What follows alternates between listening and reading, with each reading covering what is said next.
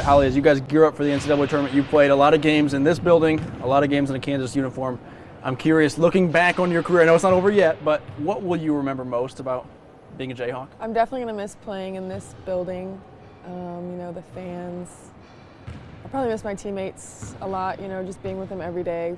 I think we probably take that for granted, just being together, having, these unplanned, priceless moments together all the time. We know this is a place that loves basketball, but I think this year, and the last few years, but especially this year, this became a place that loved women's basketball too. How much have you seen Jayhawk fans rally behind your team? Yeah, I don't even think it's just KU fans. I just think women's basketball is such a topic right now, and we have a lot to credit to that. What better place to benefit from that is Allen Fieldhouse, the place of basketball. So we really tried to just use that to our advantage, and as a fifth-year senior who, I knew those were my last few home games, we kind of just looked around and we were like, we're really grateful to have this. We never knew potentially that the program would be in this place, and we can say that we helped get it here, and we're just really grateful for that, and to leave it better than we found it is really all we wanted. Even bigger than the program, I don't want to be cliche, but I think there are little girls in Kansas who are playing basketball, who are interested in basketball,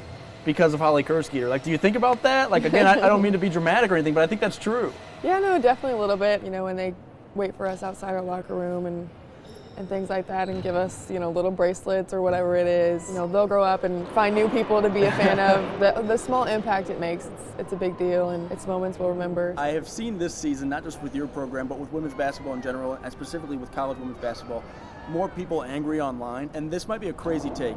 I think it could be a good thing when people are mad that you missed a three or that Coach Brandon didn't call a timeout, because it means that they care. KJ Adams does something wrong, it's like, how could he do this? And when you guys do something wrong, it's like, it's okay. The ladies are trying their best. It's like, I think people should have that expectation for you. Does that make any sense at all? Yeah, social media is an entirely different world, and now that women are even in the face of it, because we used to not even be on that, and people didn't even care, like you said. So baby steps. People are slowly starting to perceive us and think about us and kind of respect our game in a way that they haven't before. And I think the biggest takeaway is, when I go on social media, which I don't often, I don't want people to feel like, oh, I need their sympathy and, oh, the girls are trying their best. And I don't need you to feel bad for me. I do this because I do this, and I want to be part of this team, and I want to help this team, not because I necessarily want to have the most fans or have the biggest crowds. I think that's what people don't understand is, as women, we come from this disadvantage, and they think that, we're trying to fix that. We're just trying to fix sports. We want people to watch us because we're fun to watch, not because we want equality. Yeah, I think it's interesting, though. It's like this idea of don't watch women's sports because you want to be fair or because you want to treat us right. Watch women's sports because we're pretty dang good at basketball. Yeah, don't get me wrong, I watch football because I love football. We just want people to know that they're missing out on something. Yeah, switching back a little bit to the tournament, upcoming tournament for you guys, how do you balance, if you lose, it's your last game, can be a good thing and the sense of urgency and the desperation that you play with, but it also, you don't want it to become pressure in a bad way. How can you walk that line of urgency but not putting too much pressure on yourself?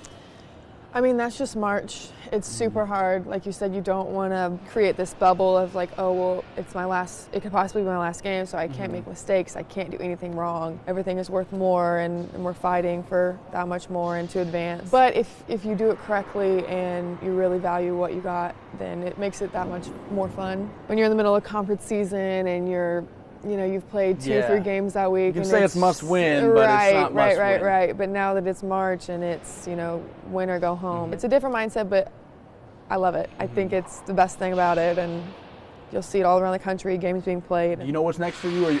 Are you exploring pro opportunities? Are you joining Coach Brandon's staff? I know you're a journalism major. We are hiring if you want. You're going to steal my job. I've thought about several different things. Basically, I told myself I didn't want to limit it to one thing. Just because I try something doesn't mean that down the road I can't try something else. So I don't know if basketball's in the future. Something I valued coming into college in the first place was, even though you're playing basketball, you're here to graduate college. Everything has a time and place, and we'll figure it out. So. All right, Holly, sweet. Good luck in March. Thank you. Don't say this to everybody, but I think we're grateful for the impact you made here, and then obviously, of course, grateful that you're sat down for the interview. Thank you. Yeah. Always good to talk with Holly, and of course we're hoping that she's got a handful more games left as a Jayhawk. Yeah, definitely. One last run.